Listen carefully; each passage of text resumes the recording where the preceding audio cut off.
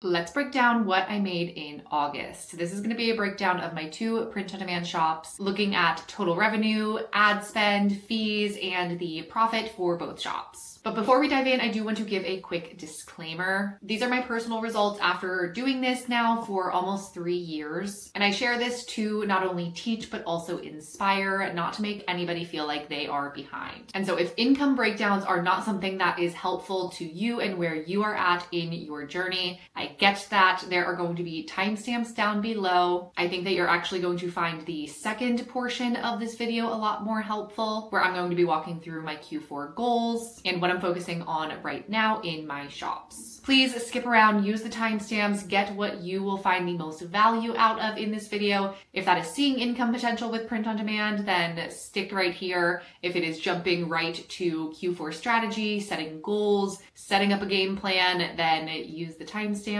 and let's get into it. Starting with shop 1, just a little context, a little background. I do have 2 print on demand shops. My first shop I started almost 3 years ago. It'll be 3 years in October. And my second shop just hit its 1-year anniversary. I do not share the names of my shops because of copycat culture and people stealing my ideas. I explain this a little bit more in depth in the description box below. So if you're curious to learn more about why I do not share my shop names, you can find that information in the description. But without further ado, let's get into the analytics. So for shop 1, this shop saw 647 orders in the month of August, a little over $17,000 in revenue, and $5,603.65 in total operating profit. Shop 2 saw 980 orders, almost $25,000 in revenue, and the profit was $6,918.50. So total combined profit for August was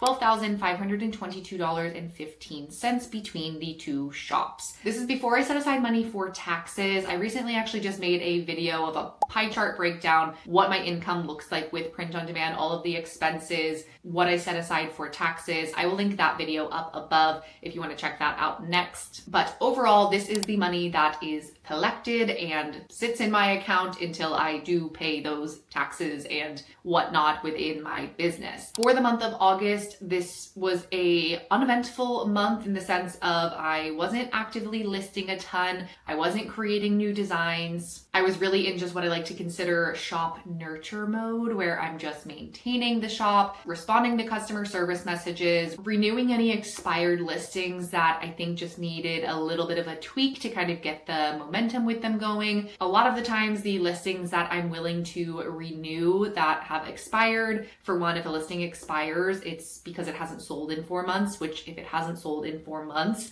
we want to get to the root of why. Sometimes that why is seasonality. Maybe it's something that just hasn't sold for the last 4 months because nobody was searching for that type of product. And 2, the other kind of main reasons why a listing wouldn't sell is just that it was not speaking to the customer the way that I intended it to. Sometimes that is dialing in the SEO, making sure that the keywords I'm targeting are very specific to who I am thinking will purchase the product. And the second thing that sometimes is the case is that the design just isn't quite resonating. To be honest, if the design is not resonating, I just delete the expired listing because I can't make it resonate. But if I look at the SEO and I feel like it could be modified and I could see improvements within the listing, then that is what I do. And so that is what August looked like for me. If you're wondering how I track all of this, I use a tool called Profit Tree. It connects my Etsy shops and it connects to my Printify account and basically syncs all of the information that it needs to know to track and find my operating profit. I have found this incredibly helpful, not as a bookkeeping tool. I've had a couple of people ask if this is what I'm using to maintain my books and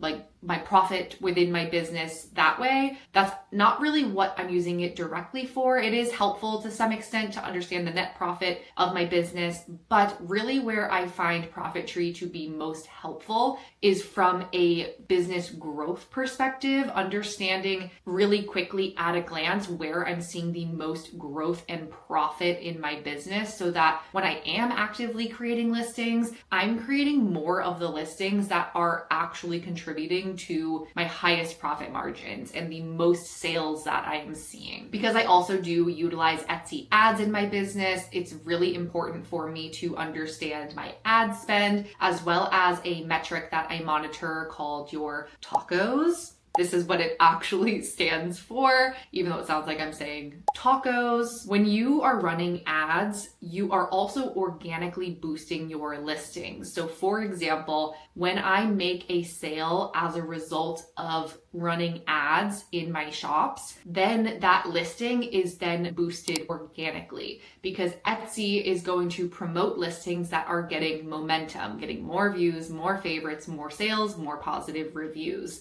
Because that ad led to that sale, it then also can create organic sales or more organic sales as a result. And the tacos number basically allows me to see that bigger picture because there are instances where I might not necessarily see the best return on ad spend for a particular listing, but I know that it is helping so much so organically that it is bringing a greater return as a result. I hope that that makes sense. Let me know if you have questions about that in the comments down below, but that's one of the reasons that I really loved utilizing Profitry as a main profit tracking tool in my business. And those are things that I'm constantly looking for to be able to grow my business. If you're ever curious to try out Profitry yourself, I do have an exclusive link with them. It is an affiliate link, so I do receive a small little commission if you do utilize it, but it is a lifetime access link. So if you just go to their website on your own, you are going to pay a monthly subscription to use their service. However, with my link in the description box below, lifetime access gets you lifetime access for a one-time fee. So if you're looking to cut down on subscriptions, monitor your analytics in your business, especially as we are going into the Q4 season, then I'll have that link in the description box below for you to check out. Now, let's talk about Q4 because there's just so much Q4 panic that happens this time of year. I feel like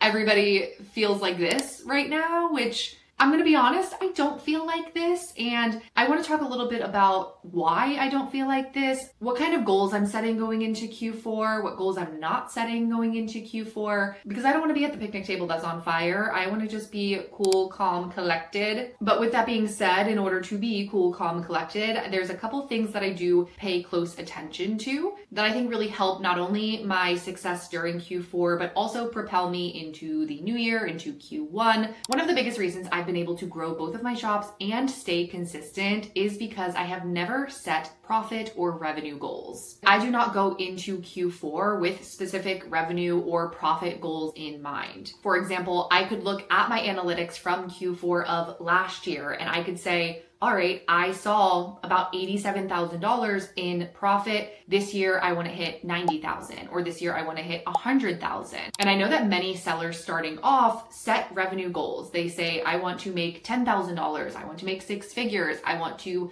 double my income. But this is something that I have never done, even when I was first starting. And let me tell you why. Profit is a byproduct of action. It is not something that you can control directly. It is something that happens from showing up consistently. So instead of creating outcome-based goals, I like to set what I call action-based goals. This includes things like spending 5 to 10 minutes a day doing research, checking my ads weekly, listing new products based on my research, refreshing older listings that are starting to lose traction or have expired, and batching the tasks on certain workdays of my week to manage my workflow. I think it's really tempting to set big, flashy goals, but if this is something that you have done in the past and you've constantly felt let down by your own goals that you're setting, then I think this switch and just reframing of how you create your goals and the actions that you need to take towards them will actually get you a little bit closer to the end result that you're looking for. These goals work because they are very clear and they are check-offable. They are a very tangible task that is clear in what the outcome is supposed to be. For example, 5 to 10 minutes of daily research. It's really not ambiguous at all. It literally means 5 to 10 minutes of research. That for me is going directly onto Etsy. And during Q4, I'm looking for listings that are on the rise, things that are in multiple carts that have sold X amount in the last 24 hours, things that did not have those little demand type tags the day prior when I was doing this research. Truly, when you make your actions crystal clear, the results will take care of themselves. All of this to say, if you still aren't quite sure where to begin, how to start creating action-based goals, like I'm mentioning, I'm going to put a huge little list here for you. Feel free to pause, take some screenshots. These are all the bite-sized tasks that I used to set for myself in the very beginning. A lot of these things are still things that I do in my business. And these are all things that are needle movers that are actually going to get you closer to that result that you might be dreaming and aspiring for, of a certain revenue amount or a certain profit amount. But you got to do the work to get the result. And if you don't know what the work that you need to do is, you have to outline that first. Outline the work, follow the plan, and the results will be a byproduct of the steps and the actions that you are taking. Subtle plug, but this is the type of strategy that I teach in my community, the POD Connection, which houses my full course Plan, Scale, Profit. I really don't talk about my community super in depth, so I want to just take a minute to tell you a little bit more about it if you were ever curious. In my experience and in my own journey with print on demand, I've never really believed in selling just a high ticket course where you get a bunch of material and then you have to navigate it yourself and then you're still not seeing the results that you are looking for. So what I did instead was I created my full print on demand course, Plan, Scale, Profit, which walks through all of the phases of your print on demand journey. The plan phase is all about getting from 0 to your first 100 sales.